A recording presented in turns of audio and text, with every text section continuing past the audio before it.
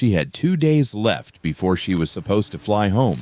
Her return ticket was already booked. Her mother was already counting down the hours. Her 14-year-old son was waiting for her back in Dublin. And in less than 48 hours, a hotel employee on the Spanish coast would knock on a door that had gone unnaturally silent and step into a scene that would take investigators 2 full years to completely unravel. This is the story of Kirsty Ward. And by the time this video is over, you're going to understand exactly how a couple's last chance getaway turned into a crime scene, why the only surviving witness told police a story his own body would end up contradicting, and why the final court decision left an entire family in disbelief.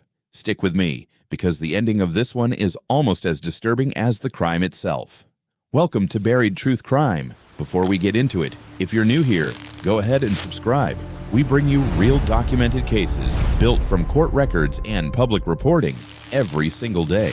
Now, let's get into what really happened inside that hotel room. It was the 2nd day of July, 2023, on Spain's Costa Dorada, in the resort town of Salou. Tourists from across Europe come to this stretch of coastline for the bright sunshine, the warm Mediterranean water, and the promise of total relaxation. The hotel at the center of this story was an upscale, adults-only property. 4 stars, a spa, a hammam, quiet pool decks, and a reputation built entirely around peace and quiet. No children, no noise, no distractions, just couples looking to unwind. On that particular Sunday, the calm broke completely. Guests staying on the same floor started calling down to the front desk. What began as a loud, heated argument coming from one of the rooms quickly escalated into something that sounded far more alarming. Shouting, crashing, sounds that made it impossible for anyone nearby to simply look the other way. At a hotel like this, guests generally don't get involved in each other's business. Privacy is part of what people are paying for. But this time, the disturbance became too intense to ignore, and the calls to the front desk kept coming. Staff didn't respond right away. Several minutes passed before an employee finally headed up to the floor to deliver a simple warning. Keep it down,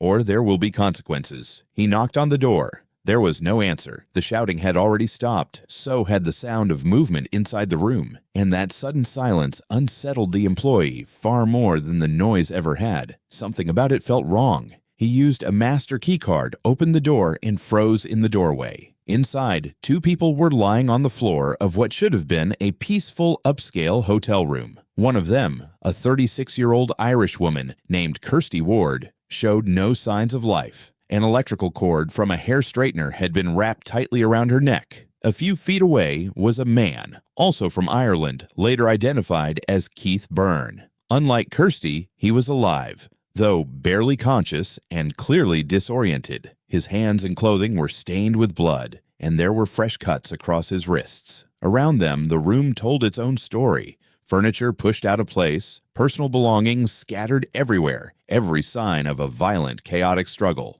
The hotel worker called emergency services immediately. So what actually happened behind that closed door on a quiet Sunday afternoon in Spain? Was this some kind of tragic mutual agreement gone wrong? A desperate act of self-defense? Or was it something else entirely? A calculated act that someone tried clumsily to disguise as anything but what it really was? The paramedics and local police who arrived at the hotel that day had no idea how tangled this case was about to become. And the real answers weren't going to be found in that hotel room at all. They were buried years earlier, back home in Ireland, in the very different lives of the 2 people who had ended up sharing that space. Kirsty Ward lived in Dundrum, a former village that grew into a major suburb of Dublin, now known for being home to one of the largest shopping centers in Europe. But Kirsty herself had very little to do with nightlife or flashy social scenes. She was a single mother, raising her teenage son, Evan, entirely on her own,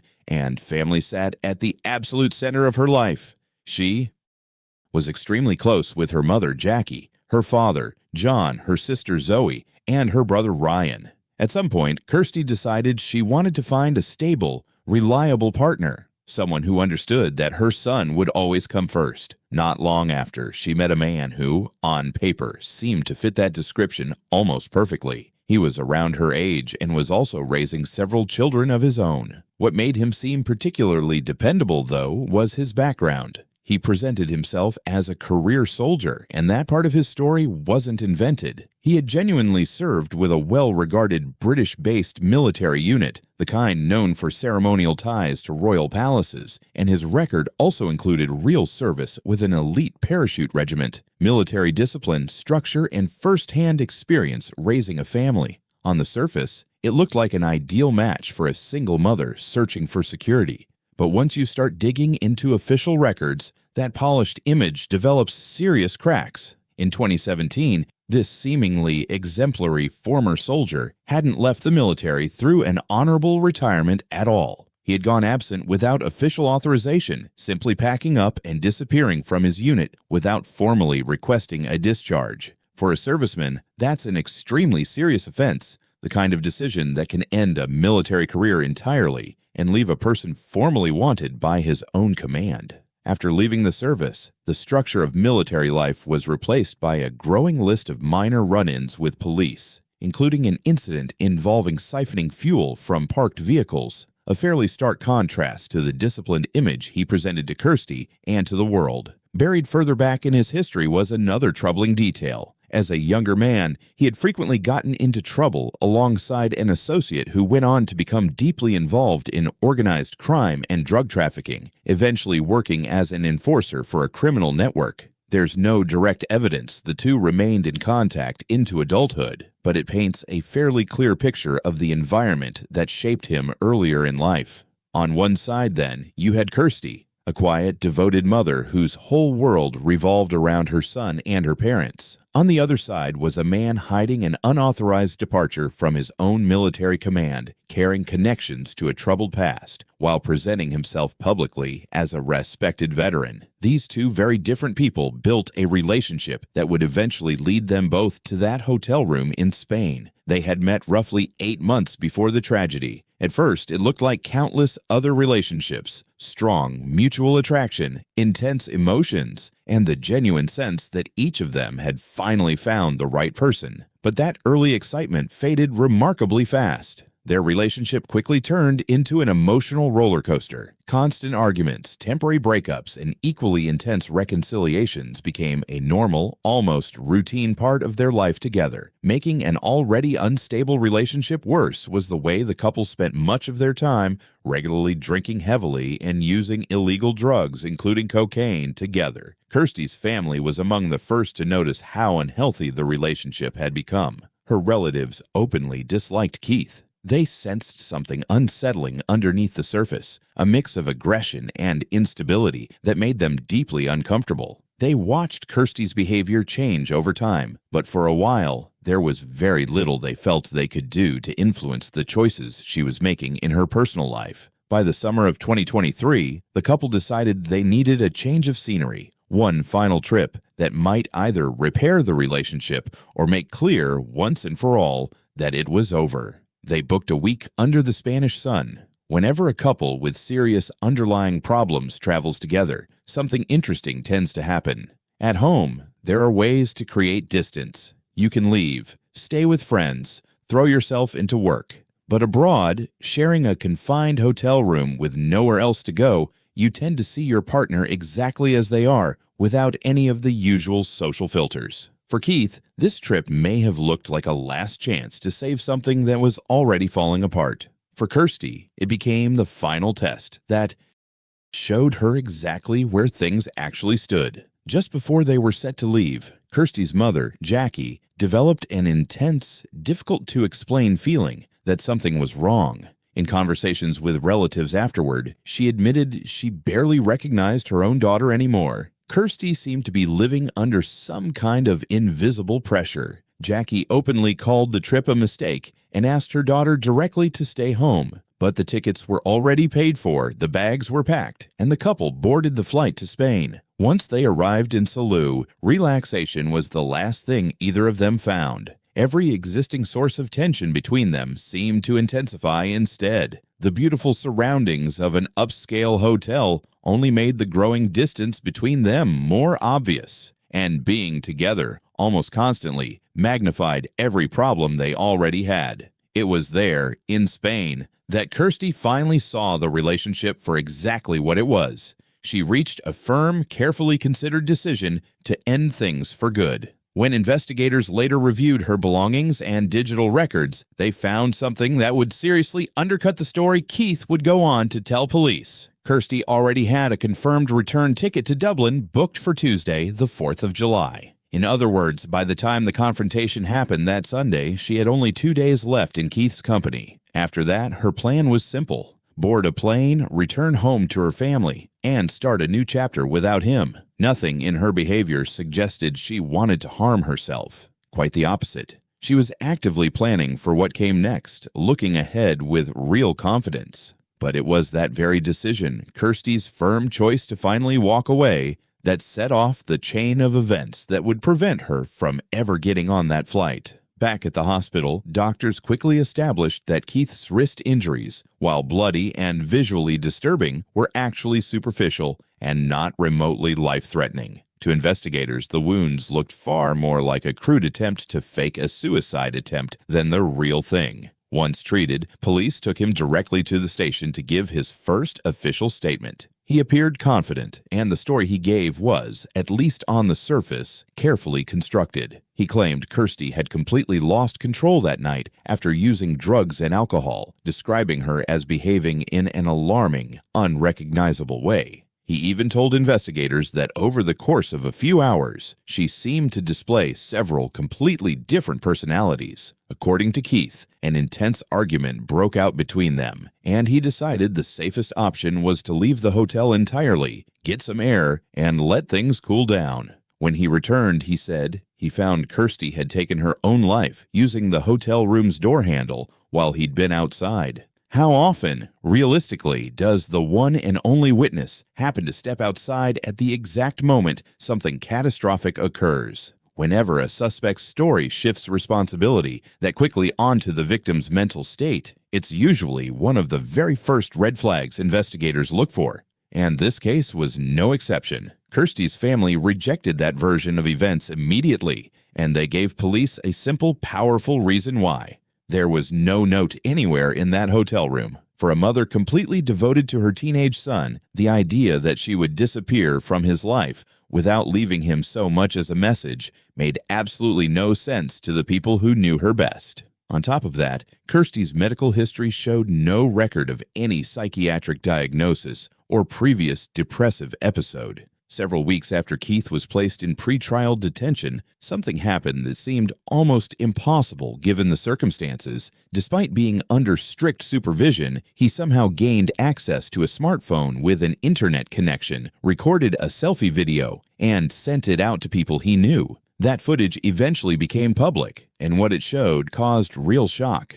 In the video, Keith didn't look like a man devastated by the loss of a partner. He appeared calm, even cheerful, talking about daily life behind bars as though he were describing a resort stay, praising the conditions inside the facility. Most disturbing of all was the way he referred to Kirsty, not by name, but simply as that girl. No visible grief, no emotional connection at all, almost as if she were a stranger he happened to come across inside that hotel room. For Kirsty's family, watching that recording felt like a slap in the face. For investigators, it became one more reason to doubt that Keith's account matched reality. Then came the forensic evidence, and it dismantled his story piece by piece. In the exact scenario Keith described, the mark left around a victim's neck would typically run at a distinctive upward angle. Specialists instead found the mark on Kirsty's neck ran horizontally, alongside internal injuries consistent with strong external pressure applied from behind. The physical evidence pointed to someone approaching her from behind, wrapping the cord around her neck and pulling it tight with real, sustained force. Not the biomechanics of something Kirsty could plausibly have done to herself. Toxicology results narrowed the picture even further. Testing found a critically high concentration of cocaine in Kirsty's system combined with a very large amount of alcohol. At those levels, coordination would have been severely impaired, and a person could realistically be close to losing consciousness altogether. According to the medical findings, carrying out a deliberate, physically demanding act to end her own life would have been virtually impossible in that state. It also meant something else, something more disturbing.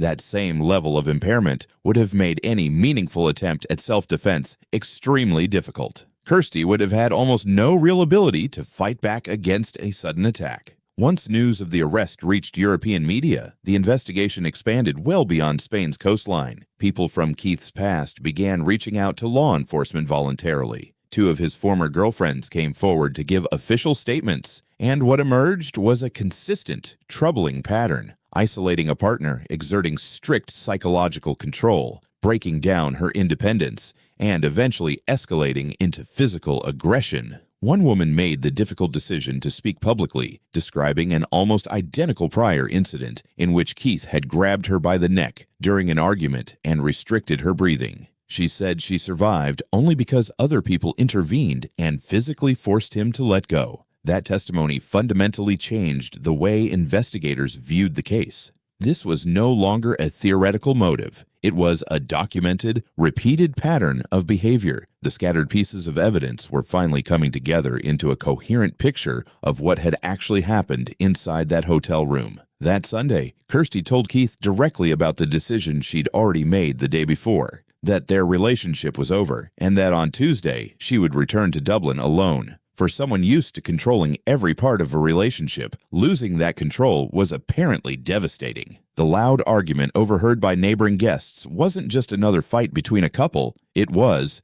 according to investigators, his response to realizing that his hold over Kirsty was slipping away for good. And when the shouting suddenly stopped, it wasn't the end of an argument. It was the beginning of something else entirely. Immediately afterward, according to the reconstruction of events, Keith's instinct for self-preservation took over. He moved furniture to create the appearance of a struggle and inflicted superficial wounds on himself, designed to support an entirely different version of events, one built around a simple fact: Kirsty could no longer tell anyone what had really happened. The trial finally opened 2 years later, in July of 2025, before a specialized Spanish court that handles crimes against women. Keith sat in the defendant's chair with his confidence apparently intact despite his time in custody, presenting himself as a devoted father with no prior convictions for violence. In his final statement, he claimed that before leaving the room that day, he had kissed Kirsty, told her he'd love her forever, and reassured her that none of what had happened was her fault.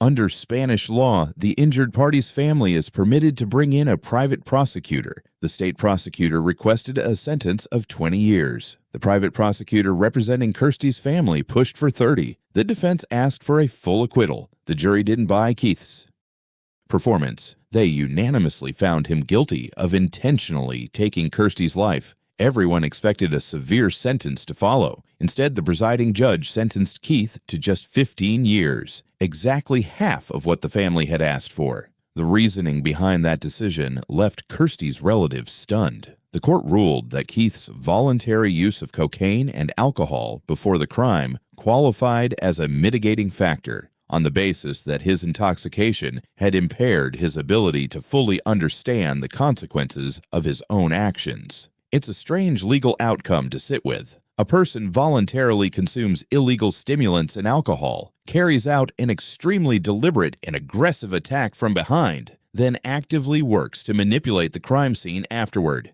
And that same impaired state becomes part of the reason he avoids the maximum punishment. Shouldn't choosing to put yourself in that condition count as something that makes an offender more dangerous, rather than something that reduces his responsibility? I'd genuinely like to hear your take on that down in the comments. For Kirsty's family, the verdict was a second devastating blow. In their eyes, they had endured an entire trial only to watch the justice system hand down a reduced sentence, in part because of the very substances Keith chose to use before killing their daughter. Kirsty's parents took on full responsibility for raising 14-year-old Evan, determined to surround him with the same unconditional love and support his mother had always given him. Their goal was simple. They would not let what happened in that hotel room in Spain define or destroy his future. And that's how the story of the Magnolia Hotel case comes to a close. The story of a woman who had finally found the strength to walk away and never got the chance to actually leave. If this case stuck with you the way it stuck with me while researching it, make sure to like this video, drop your thoughts in the comments, and subscribe to Buried Truth Crime. New cases go up every single day, built entirely from real records and real reporting. I'll see you in the next one.